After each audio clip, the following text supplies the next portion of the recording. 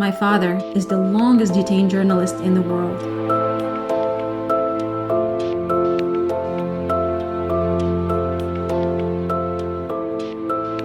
On my father's birthday, our family gets together. We try to stay positive and celebrate every year of his life. Uzbek government, they tried to beat a confession out of my father, but he never confessed on anything because there was nothing to confess.